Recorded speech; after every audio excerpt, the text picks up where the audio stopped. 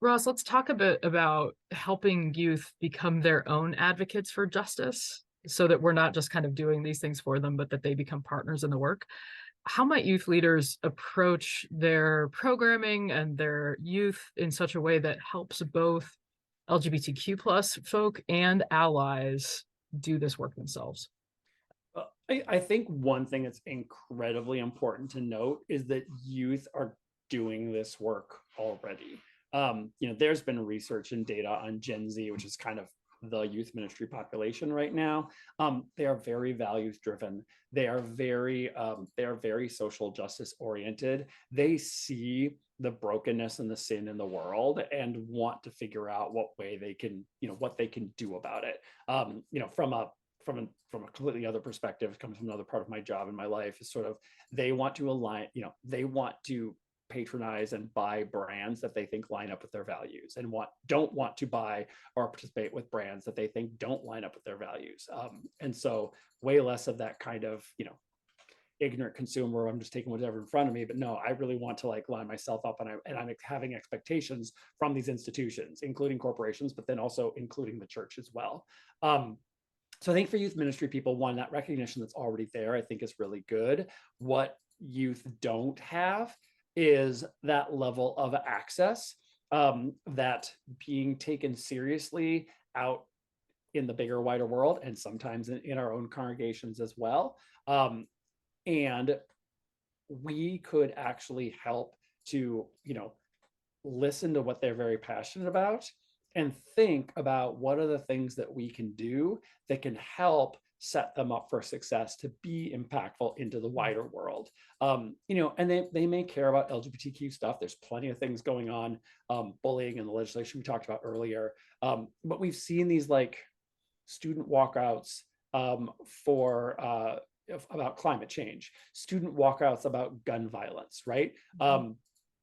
Things that they know are going to impact their lives or are already impacting their lives, and finding ways with which to take action. And those actions are powerful, and they should never be written off as like, those crazy kids, look at what they're doing, Yeah. right? Like, Yeah. let's think about, and in the other part of my job in my life, I'm an LGBTQ advocate, like professionally, that's what I do for my work too. So then I say, okay, this is good. I see the passion that's there.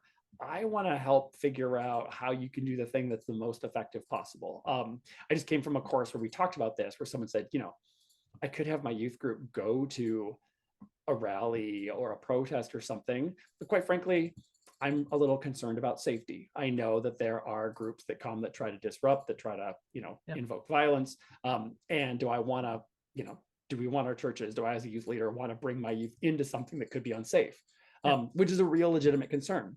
I think, okay, what are the other things that we can do that could also be effective or impactful? And some of that might be connecting them with advocacy opportunities. This is age old, but it's still effective. The calling your elected officials about the issues every single day, circulating these in-person petitions, finding ways to do private individual visits, finding ways to do teach-ins that can let everybody else know what they care about and what society can do. And our churches can host, facilitate, lead, guide, sort of say, here's the way to get set up, but then also put them up front and have them take the lead on how they want to do it. Whereas we've sort of set the stage and then say, okay, where are you going to go with this and how are you going to do it? And help to be effective. And so I think that's part of it, and plugging them into leadership development opportunities that already exist in the quote unquote secular world. But doing that sponsored by their congregation, by their church, by their home ministry that says, you're really good, you should go to this LGBTQ youth leadership development boot camp, conference, whatever it is, right? Those opportunities exist, and we don't have to reinvent the wheel, because we can also just be vocal and visual and financial supporters behind those. Yeah. That I appreciate so much of what you just said, but the comment about access really sticks with me. They have so many youth have that kind of passion, and we've seen that generationally. but they don't have the access, and they don't have enough people taking them seriously, right? And that's where the church can kind of step up and almost be John the Baptist. We're saying, hey, you have this gift here, go here, and go over here, so that you can grow more deeply into these kinds of experiences and this kind of skill set.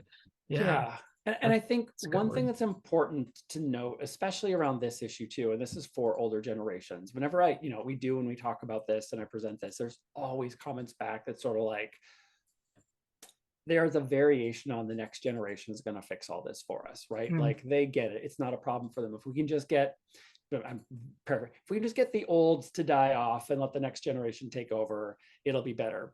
I don't necessarily believe that's true. yeah, Like one, I think the youth today need to be put into need to be elevated into those levels of leadership, because they're sort of like, well, they believe these values, but we're going to cut them off from ways in which they can enact that, right?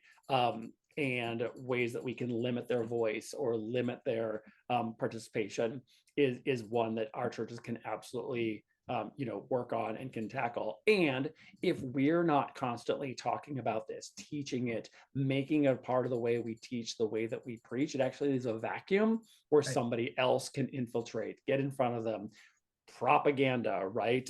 That's not just saying, well, they're gonna be affirming just because they're young. Someone can insidiously teach them how to not be affirming and how to be violent, and we see Yeah. examples like that today. And so it still takes constant work from us, and it takes putting into that leadership. I say this is it's the latest thing I saw. I know with the current some of the political stuff too, we have the oldest US Senate average age for decades, centuries. I don't know what it is, but that Long is time. it's not getting younger, right? It's getting Right. older. And what does it look like when, how do we start to put youth into leadership, including how old you have to be to hold elected office in any city, state, Yeah. federal kind of office too, is even just a bigger conversation. Yeah. Yeah. Yeah. Thank you.